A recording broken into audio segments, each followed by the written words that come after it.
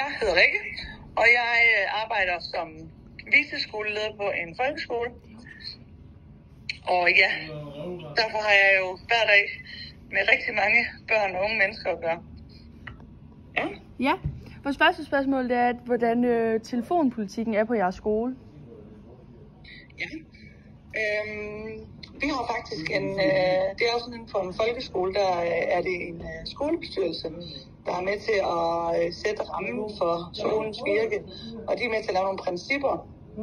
Der kan man blandt andet lave nogle principper og nogle retningslinjer og nogle politikker, og der kan man blandt andet lave en mobilpolitik, og det har vi valgt at gøre herude.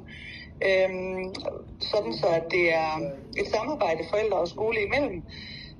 Og vi har faktisk for nylig, i november 23, har vi revideret den mobilpolitik, fordi vi oplevede, at der var et behov for det, i forhold til det, vi oplevede i børnenes hverdag. Så den nuværende mobilpolitik, som vi har vedtaget i starten af november måned, som stadigvæk kører, det betyder, at børnene, når de møder ind om morgenen, og det er fra 0. til 9. klasse, så afleverer de deres mobiltelefon og deres AirPods og hvad de ellers måtte have af sådan nogle digitale genstande. Dem afleverer de et mobilhotel, okay. Og dem opbevarer vi på skolen, indtil de så får fri. Hvis der er i løbet af dagen behov for, at de skal bruge deres telefon til et eller andet skolearbejde eller noget, så er det læreren, der laver en aftale, der lukker den ud, og så får de den til det, og så bliver den lukket ind igen. I den mobilpolitik, der står der også, at elevernes computer, de skal være i deres taske, og det gælder i alle pauser og så videre, men den må tages op, når den skal bruges i undervisning. Så den må ikke stå på bordet, den skal være i tasken. Ja, okay. Ja. Næste spørgsmål er, om du kan fornemme, at der har været en forskel på elevernes trivsel før og efter de sociale medier sådan kom til at blive en stor del af hverdagen. Og så gerne eksempler på det, hvis det er. Hvad? Og gerne komme med nogle eksempler, hvis det er. Ja. Altså nu har jeg jo været lærer i 10 år, og så har jeg arbejdet inden for ledelse i 6 år.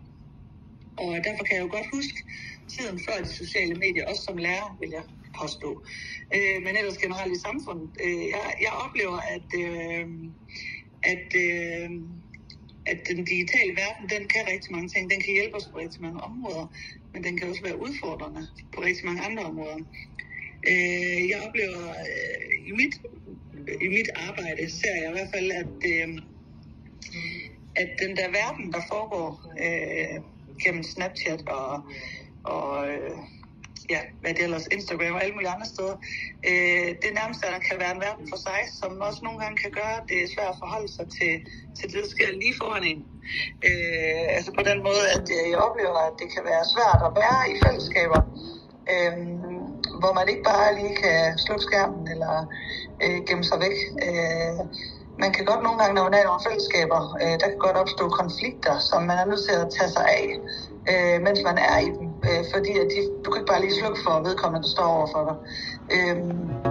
Og der tror jeg bare på, at, og det kan man sige, det er også derfor, vi har måske taget en lidt mere drastisk beslutning end andre i forhold til vores mobilpolitik her på skolen. Det er faktisk, fordi vi oplevede, at det blev sværere og sværere for de unge mennesker selv at være med til at løse konflikter med hinanden face to face. Det blev også sværere for dem at være i nogle fællesskaber heroppe. De rigtig mange, især når man havde det svært, så gemte man sig bag sin skærm. Var det fint nok med eksempler, eller hvad? Ja. For eksempel, et helt konkret eksempel, lavpraktisk er, at vores udskoling har aldrig nogensinde brugt deres frikvarter før på at spille spil med hinanden. Det oplever vi på daglig basis nu, at der faktisk er nogen, der sidder og spiller spil, eller render ud og spiller fodboldkamp, eller på den måde, på anden vis sidder i en sofa og griner og hygger med hinanden. Det gik rigtig meget ud på, at man skulle gå ned i byen og købe, eller at man sad med sin skærm inde i sit klasselokale før mobilpolitikken. Okay, det næste der, hvor mange timer bruger I cirka computeren i undervisningen? Hvis du ved det nogenlunde. Ja, men det er nok lidt forskelligt i forhold til, om man er indskoling eller mellemtid eller overbygning. Kan du tage for overbygning? Altså i Varde Kommune får man jo stillet en computer til rådighed, når man går i folkeskolen. Og det betyder jo også, at det faktisk har din computer helt ned fra 0. klasse af. Men her ved os, der har 0. til 3. klasse, de har computeren opbevaret heroppe i et skab. Så det gør også, at for det bliver lidt mere kompliceret, når man skal bruge den, fordi de små kan ikke huske deres koder, så der skal sættes mere tid af til at bruge computeren i undervisningen. Det bliver lidt nemmere, når man har sin egen computer, sin egen taske, når man kommer op i 4. klasse og op efter. Så jeg tror, at mængden af timer, man bruger computeren, i hvert fald individuelt, den stiger jo ældre de bliver. Men i forhold til de voksne, hvis du tænker på, at det er de voksne eller børn, som bruger computerne? Børnene. Altså bare hvor meget bruger dem cirka? Hvor mange timer? Jamen altså, på sådan en skoleuge, der vil jeg måske anslå, at de bruger deres... Jeg tror faktisk, de bruger deres computer halvdelen af deres skoletid. 15 timer i ugen. Okay. Den næste, det er, føler du, at brugen af digitale medier har øget ensomhed og depression blandt unge?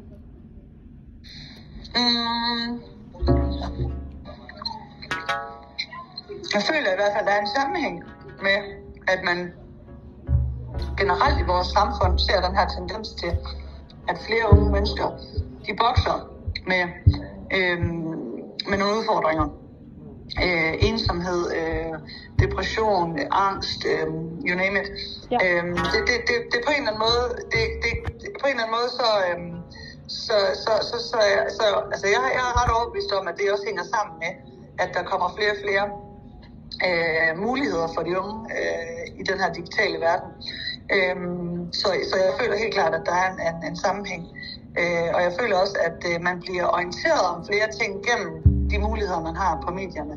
Altså man bliver vidne om nogle ting, som jeg for eksempel selv, da jeg var 13, 14, 15 år, ikke anede eksisterede. Og det kan også nogle gange være med til at øge en opmærksomhed omkring noget, ikke? Ja. Altså for eksempel så... nu synes du nok, jeg lyder lidt gammel, når jeg siger det, ikke også? Men nogle gange, så før i tiden, så kunne man jo slå op i et leksikon, hvis man havde et eller andet, man var i tvivl, om man fejlede, ikke? Og så kunne man få en idé om det var røde hunde, eller om det var stålkopper. Det tog lidt tid at finde frem til sådan et stort leksikon af en bog, man skulle bladre i. Så på et tidspunkt, så kom der noget netdoktor, det var mega smart. Så kunne man på sin computer åbne internettet, og så kunne man søge på en sygdom, så kunne man... og alt det der, det var med til at give noget opmærksomhed på, det er nok det, jeg fejler. Ja. Nu bliver man faktisk nærmest bombarderet med, at der findes ting og sager, før man næsten selv har et symptom på, at der måske kan der være noget galt i mig. Ja. Altså sagt på den måde, at man kan godt have en dag, vi kan altid have en dag, hvor vi synes, vi er trist eller træt af det, ikke? Men nu bliver det noget, der sådan ret hurtigt bliver en tanke, man måske har. Jamen, er jeg deprimeret? Har jeg måske noget angst? Eller, altså, kan du følge mig i forskellen? Jo. Ja. Ja. Vi har 3 spørgsmål tilbage.